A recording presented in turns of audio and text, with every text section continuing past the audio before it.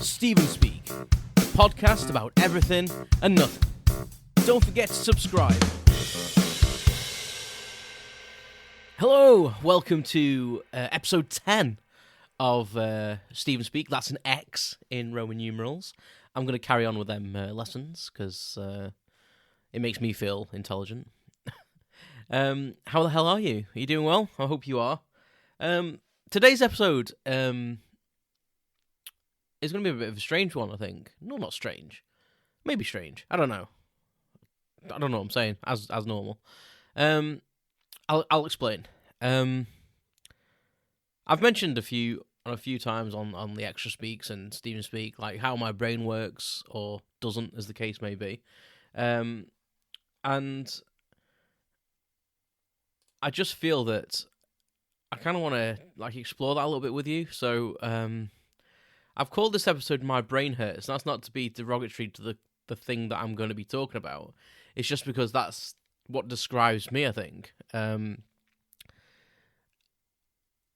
what I'm trying to get at is that over the past probably 4 or 5 years, it's probably become more and more apparent to me that I'm probably autistic or have ADHD or something like that.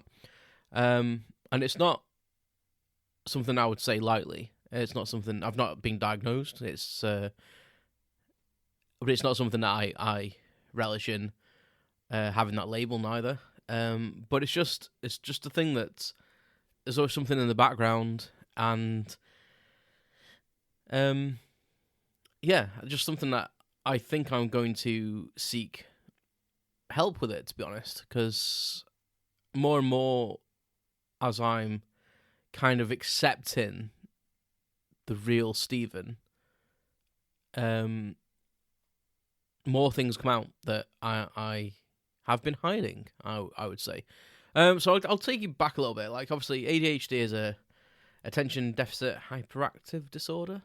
I really should have looked this up. I've got a couple of websites open, so I'll just double check because I don't want to get anything wrong, and I want to kind of read some of the symptoms and stuff out, which kind of I check quite a lot of them for both things. But obviously, everyone's on a spectrum, I would say, to a degree, I would say, and we all have social and psychological things that are unique to each person, but obviously we can categorize these, and it's not a bad thing, I don't think. And I think with all the diversity and inclusion stuff that's out there now, I think probably more and more people are realizing that the stuff they think in their own heads is quite normal for some people. And I think I've always found that the things I imagine and the things I think and the way I think, I've felt like an outcast a lot in my life for speaking some of these things out loud, and having weird looks. And I think I've built up an immunity to it in a weird,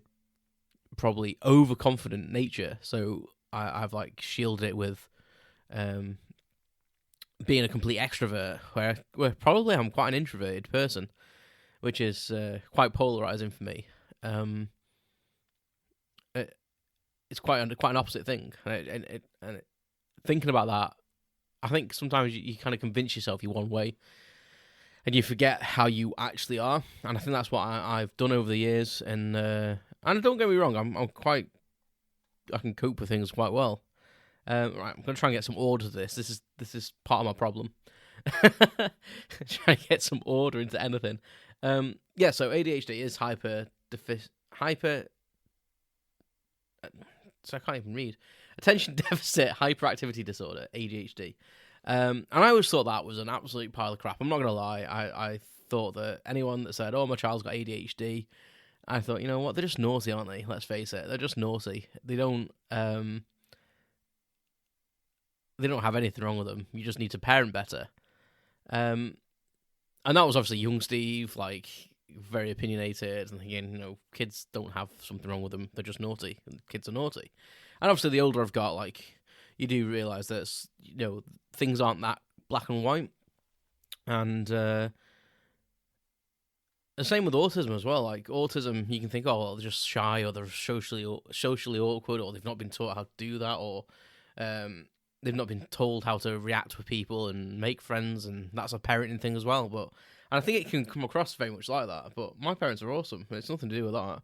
Like, I was always involved with social things and whatnot, and encouraged to have friends around and lots of things like that. But the more I look at like my childhood and stuff, that I do think that fundamentally, maybe the way my parents brought me up helped me, because it helped me put this like defense up, and had to kind of act a certain way to get through it. But probably also shielded it and hid it somewhat. And I'm not saying I am autistic or ADHD. I just feel like that's I feel it's quite a potential possibility for me. So when I was a kid, I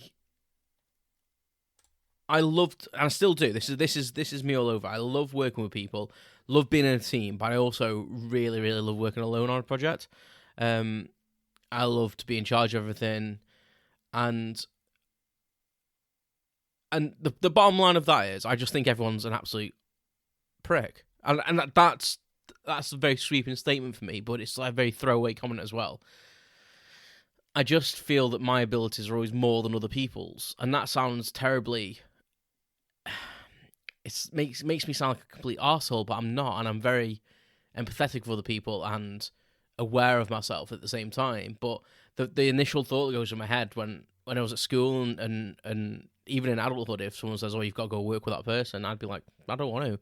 I'm gonna be holding a hand. I'm gonna lead in the way. Everyone looks to me anyway, because I'm kind of like a take charge kind of. Even when I sit back, people look at me, and I don't know why that's just my character, or just people know they can rely on me, maybe. But I would have much preferred to work alone, to be honest, in most cases. It depends on the task as well, obviously. Like, but anything that was like, drawing posters or maybe doing a little project on something, I would be quite happy doing everything. And yeah, and I'm kind of similar now. But the reason is because I just feel like no one can do it as good as me, and everyone's an arse, basically. Well, I say that's a very sweeping statement. I actually don't truly believe that, because obviously, if one of my best mates was put in a team with me, I would have them initial thoughts, but then I'd be like, "Oh, I'm with my mates though, so it doesn't matter." And I could put this other veil on. I could logically think it out, and yeah, I've just always been like that, and there's many things that have made me come to this conclusion. What I'll do is, I think I've got the NHS website open. I know people don't like the NHS website, but it's an official site. It's from our government, so you can trust it. Nudge, nudge, wink, wink. But basically, ADHD, some of the symptoms that people can have as an adult is organisation and time management, following instructions, focusing and completing tasks. Big tick there. Coping with stress. Yes, for me, that is an issue. We'll get back to that. Feeling restless or impatient, a massive tick in that box. And impulsiveness and risk-taking, and that's another big thing for me. Like, maybe not so much the risk-taking the older I get. I like also things to be organised, but I will just impulsively do stuff, and that might be purchases or just getting up and doing something. Like, I will randomly, maybe at 11 o'clock at night, just randomly start making something. Like, I've been, when I lived alone especially, like, I'd start, I don't know, like painting a wall. Like, for no just because I want to paint. That's just what comes upon me and I need to do it. Or I'd get on my motorbike. I've gone out for a ride on my motorbike at like 1 o'clock in the morning and just driven like to the middle of nowhere and come back, just because that's what's needed to be done at the time. But as a child, some of the symptoms are like getting your child to sleep at night, which was a massive thing for me. I always felt like I was missing out. Didn't want to miss out on anything. I didn't really like sleep. I thought it was pointless, to be honest. I remember fervently feeling that sleep was something that I didn't need. I didn't need sleep. I always felt like I had plenty of energy, and 3 or 4 hours sleep a night, and I would be fine. Many nights, Mum and Dad used to put me to bed at like a normal time for a child, like 7, 8 o'clock at night, and I would see 1, 2 o'clock in the morning, and I'd be awake by 5, 6 o'clock. It came to a point that, like, my mum and dad kind of had to make an agreement when I was about 6 or 7. They used to prepare my breakfast stuff, and I had a little TV in my room that I shared with my brother, and they kind of made an agreement with me that I could go downstairs, make a drink, and my cereal would be poured out for me, so I just had to put milk on it, and I could come back to my room and sit quietly, because otherwise I'd go in their room and try and get into bed with them, or just mile them for food. A bit like a puppy, really. Being organised, again, listening to carry out instructions, I've never really had that problem. I think that maybe where some of the autism thing kicks in there, is I actually like listening to instructions and carrying them out. I like to be very, I like no grey areas. If someone said, go and do X, Y, Z, and it was a bit ambiguous, I would really want, not to like the letter, but I would want something drilling down for me. And that's something that really, really, really winds me up. If someone is ambiguous, and especially if you ask them to kind of be a bit clearer and they're still ambiguous, even if they're feeling being clear, it really frustrates me and it really winds me up. And then my thoughts go back to everyone's a dickhead kind of thing. Shopping. We'll come back to that one. My bank recently commissioned a survey, and it came back and basically said that people with ADHD and stuff like that really find it hard to shop.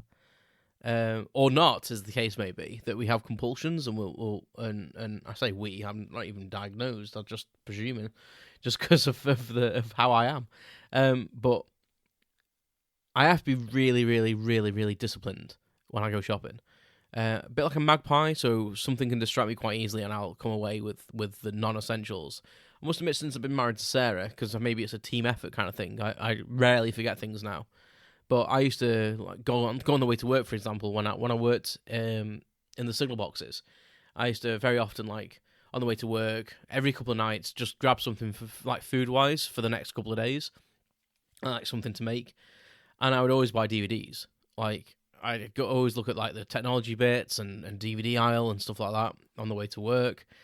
And I would probably 99% of the time come out with 2 or 3 DVDs and forget to buy milk for my tea. Or bread, or I'd forget to buy food whatsoever and just come out with DVDs, and I'd get to work and be like, you brought milk but no food whatsoever. But luckily I always used to have emergency tins of soup and things in the locker. But it's stuff like that I think you don't think there's an issue, but until someone points it out to you and you just think, Christ, I do that, I also do that, I also do that. And I've always kind of known, as I've said, I've always kind of known that my brain works differently. And it's the reactions to people. And that's the thing when I remember as a kid, it's my understanding of things when people would talk to me. Because I'm not a stupid person, by any means. I actually think I'm pretty friggin' switched on, to be honest. But I sometimes wouldn't understand the most basic of things. And I get it with Sarah. She'll say something to me, and I'll take it. I can't even think of an example, but she'll say something to me, and I'll take it the alternative way, which couldn't even be an option. And sometimes I say it out loud because I'm more relaxed with her, I think. In a work environment, I have to really absorb what someone said and go, right, they mean this because that's the sensible option that they mean. I'm trying to think of an example, and my brain's just gone completely blank. But yeah, I always think of the most ridiculous answer, and with Sarah more than often I'll reply and go, "What do you mean by that? I can't do that, can I? Because of X, Y, Z." And she'll go, "No, it's the other thing. I mean, the other more plausible answer, Steve." And I'm like, "Oh yeah, that's quite obvious, isn't it?" But I think in a home environment, I'm more relaxed. That's why I give an answer. But at work, I have to I'm a bit more measured, let's say. Especially with strangers or in new environments, I'm very measured and kind of on guard. And I know everyone's kind of like that, but I think I can hide my stress and anxiety reasonably well. And again, I think it's probably 30 odd years of doing that. And I've come to this conclusion. God, this is everywhere. I'm sorry. Again, organisation. That's why I don't organise any of these podcasts, because I just can't be fucked. I just don't. That's just me. I don't want to organise them. I don't want to organise my thoughts. My thoughts are my thoughts, and that's how my brain is, and that's just what I want it to be. Yeah. So over the past few years, I think Sarah's always thought, since we've been together, she has said to me, like, I think you might have a bit of Asperger's or a bit of autism or something like that, which obviously Asperger's syndrome is a bit of autism.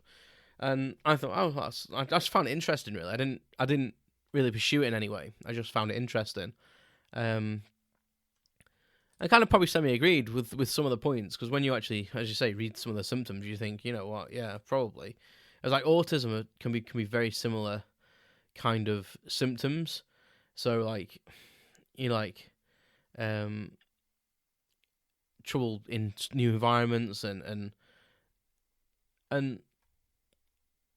you know, having to do the same thing over and over again, maybe taking a bit longer to understand things, getting upset and anxious about an unfamiliar situation or something that hasn't pretty much gone the way you thought it would, being a bit overwhelmed by noise and bright lights, and finding it hard to understand how other people might think. Now, people might think that I've got a bit over the place, but people might think that's strange for me. But I do have that. I do find it hard to like decipher how people are sometimes, and I think most people that know me would be like, "Well, Steve's quite empathetic." I would hope they would think that, but I also have this really disconnect from things. Like I can literally turn my feelings off completely, like, but when they come back on, they're full on, and there seems to be like there's not much in between with me. I'm either crying or super angry or dead, and it's hard to admit that, you know. It's difficult. Like this whole thing for me, talking about all this, is it's kind of upsetting, because it's kind of it's admitting that I'd been shielding the true me for a long time. And I kind of had an epiphany. We were watching a TV program, so this is where this comes from. Christ, where this all comes from is me and Sarah watching a TV program. It was about Christmas time, I think it was, and it was Paddy McGuinness. And he, I think it's both his children have got autism and ADHD. I think it is, or one of them has. I can't quite remember.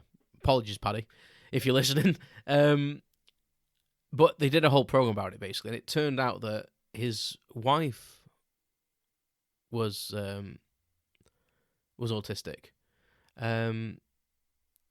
And it was quite a big thing for her, because she kind of like knew that she was hiding it, but didn't know at the same time, I think. And it was quite an emotional thing, and I actually cried during it, because it felt like it was my kind of story as well. Like watching it kind of made me feel that that's exactly what I do.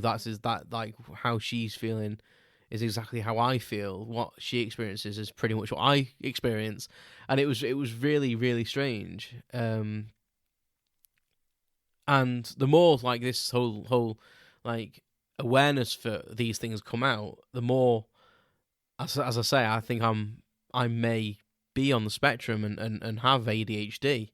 And I've never wanted to be like pigeonholed. But the more it comes out, and the more it's freeing me a little bit. I feel more free. I feel like, especially at home, maybe not so much at work, but at home, I feel more free to express myself. Like I feel free to be a lot more open with Sarah. But it was also a bit scary. It's a bit scary to do that as well, because she doesn't really know this person, I feel. When I lived alone, obviously, I could do what I wanted in my own house. Everything was mine. It was my space, and I lived on my own, so I could be very free. I could act how I want, because I knew the house was empty. I knew every room was going to be empty, and there was no threat of anyone entering that space without my authority, kind of thing. And I think when you live with someone, that freedom does go, because obviously you've got to take someone else's feelings into consideration. But I think this mask that I'd been wearing for everyone else, it was like unveiled when I moved into my own space. I could like be free a little bit, and I was wondering why I felt the way I felt when, as I love living with Sarah and I love her to pieces, but I did feel restricted living with her, partly because of her illness and how much we have to help each other, but I just thought it was because you live with someone and it's a bit oppressive. And that's how I feel. Like I feel oppressed, and I feel guilty to do my own stuff, and I feel like I can't do things. And as I've said this before, like I feel very restricted in what I'm allowed to do, to be honest. And she doesn't stop me doing anything, so it's all in my own head. It's all me creating that. But I think that when I lived alone, I was so free to do anything.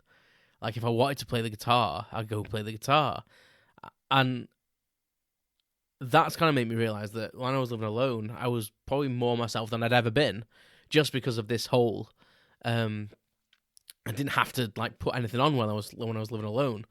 And I must admit, I did go off the rails a little bit, and I think that the whole risk thing that comes with the old ADHD thing and the autism, I think that definitely came out when I lived alone, because I was taking risks, and not in the ways that probably people think, but it was just like I was a bit more carefree. Maybe that's how I was taking risks. Yeah, it's just such a massive subject, but I can relate, like, how my brain is. I can relate to different parts of my life and go, Christ, did I do that because of ADHD or autism? Did I do that because of that? And I think it's a yes. I really do. My mind's just awash with things, to be honest. And it does make me feel good, though, that maybe I think I've been living for 38 years thinking I'm mental, to be honest, in some way. I probably shouldn't say the word mental, but I've been feeling that there was something wrong with me, to be honest. And it's upsetting. It's I question everything about myself constantly, and I still do, and I always have. But to know there's a reason for it, it's kind of freeing. It's getting upset talking about it. I'm sorry. I didn't want it to be like a serious episode, but I also needed to say it because I was thinking to say, like, what could I do as an episode? It was really struggling, and this was just on my mind constantly. And I think what made me actually do it is the mess that my bedroom got into. If you checked Instagram, the day this episode is going to be released, my room was an absolute tip. It still is, really. I've tidied quite a lot, to be honest. I'm quite pleased with myself because I've managed to keep things even though it looked like a bomb site, it was like quite easy to tidy, which I'm really pleased about. But that's my inability to finish things off. Like, I start one thing and move on to another before I finish tidying or putting the other thing away, and I think I'll come back to that, and then I'll do something else, and then before you know it, I've got like 5 things going on at the same time. So there's shit everywhere. Yeah, but it's like, no, I don't want to lay on all my troubles on you. That's not what Stephen Speaks about. It's just about me speaking. But this is something that's it's important. It's important that mental health's like such a massive thing at the moment, especially with COVID and just how people are stressed with money and everything that's going on in the world. And I do feel different knowing that these thoughts that I have done, don't get me wrong, I'm not thinking like psychotic thoughts, but I feel like my brain's wired up in a different way. I don't feel like that. It's hard to explain that. I just feel that my reactions to people's words aren't what another person would react as. Like, I can't stress enough how much when I was younger, I would speak my mind to a comment that someone said, or something would happen, and I would just say something out loud, and people would just look at me as if, I don't know, like, why have you said that? Or they'd laugh at me as if say, like, what the hell are you on about? And you kind of laugh it off a little bit. I would be very, very curious. I was more curious, I think, actually. That's probably the best way to describe it. I was more curious as to why people had reacted the way because sometimes I was being serious when I'd say things. I would actually say it, and it'd be like, why are you laughing? I'm actually being serious. I'm not actually, I'm not being a joker. Genuinely don't understand what you're on about. And they would think I was joking. Because obviously I was this like clever guy, like clever lad, and I did well in school, and yeah, it's just it kind of makes you question yourself, and I think that's the thing I do, and I have to really check myself before I speak. Like I'm not anyone that knows me probably is surprised by that because I do talk a lot, hence the reason for this podcast. Like, but I as an adult, I really felt the need to censor myself, and that's sad. And it upsets me that I probably didn't realize I was doing it. I was just it's a natural response for fitting in and being accepted and being liked, I suppose. Human relationships, we all crave, like, to a degree. I love being alone, as I've said, but we all crave interaction and being cared for, and the way I viewed things, it was very much to be understood and to be liked, and I would go out of my way, and I think this is where the whole persona things that's come from, like me creating this Stephen Shield, let's say, and this filter that I've had to kind of construct so that people would not disown me for being a weirdo. And that's genuine. That's not, like, it's not me being dramatic. That's literally a genuine thing, how I feel about it all. And I'm definitely gonna seek some advice, I think, as to what I would do with this information. It's made me feel better because it makes me feel that all these things have been a combination of something that's just fundamentally how genetically my brain's put together. And that's a beautiful thing. Some of the things I come up with, maybe no one else would. And it's like a child, it's very much a child thing. As you speak to a child and get them to create a story, they will just go off on one. And I completely love kids for that. Like, it's one of the most beautiful things about a child's mind is how unrestricted and uninhibited they are with what they will say back to you. Like, the truth that comes out of a child's mouth is pure. Maybe not always kind, but pure. And I'm trying to get back to that myself. I'm trying to, within reason, because otherwise No Filter Steve would be harsh, because I can't say some of the things that go through my brain. But yeah, it's getting back on a level, and it's making me more creative, and this is where this podcast comes in, and this is helping me. It's helping me, it's giving me focus. I'm completing things as well, which I don't do, ask Sarah. Like, and if I do, I'm perfectionist about them, and I am to the nth degree self-critical to a massive fault. So I will literally not start something for fear of failing, or it not being to perfection how I see my brain. I have this thing because I know I'm reasonably clever, and I sound like I'm a right, like, arsehole for saying that, but I am a clever guy, and I pick things up quick. But if I see someone on YouTube, like, carving something or using a lathe and making a bowl, I genuinely think that I could do it as good first time. There is this logical part of my brain that does shout up saying, "You've never used a lathe in your life. What are you on about?" But I have, like, an immense amount of confidence in my ability, but don't at the same time. And it's very confusing, and it's very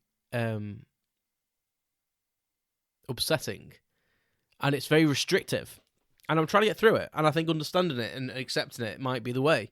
If indeed I am labelled, and I am accepting of the potential for me being autistic or have ADHD or both, and I'm okay with that. I think when we watched that program at Christmas, I was kind of thinking, I don't want to be labelled. Like, if I'm like this, I'm like this. But the longer the longer it's in my brain, the more I think I would like a definite answer. Yeah. Food for thought, really. It's food for thought. That was a very serious episode, wasn't it? I'm sorry. I got upset. I'm sorry. Well, I'm not sorry. Thank you for listening. Thank you for being understanding. And I hope that if anyone who listens to this is going through a similar thing, I hope, you're not going mad. You might just think differently to other people, and that's amazing. And use that difference in thinking. Use that out of the box thinking, that lateral thinking, and utilize it to your best ability. Write a book, sit down and play the piano, learn a song, write, talk to people, do what your brain says you need to do. And I will try and take that advice on board too, because I do forget that quite a lot. I have lost more to say on the matter, but I've reached the 30-minute mark. And for the benefit of trying to keep these to 30 minutes, I'm going to shut up. But thank you so much for listening to me. As always, I appreciate, your feedback and your subscriptions. Plug there. And if you would like a Stephen Speaks sticker, just message me and I'll send you one. So I've got quite a few. And I'm changing my logo soon. So I need to get rid of these ones so I can get the new logos made, new stickers made. So I think I'm gonna get some merch made. Yeah, we'll see how that goes. But thank you very much for listening. Take care of yourselves, and I'll put the links in the description to these websites. So if you do need to look at them, you can have a look. So thank you very much, and I'll speak to you soon. You've been listening to Stephen Speak Podcast. I'd appreciate it if you hit the subscribe button.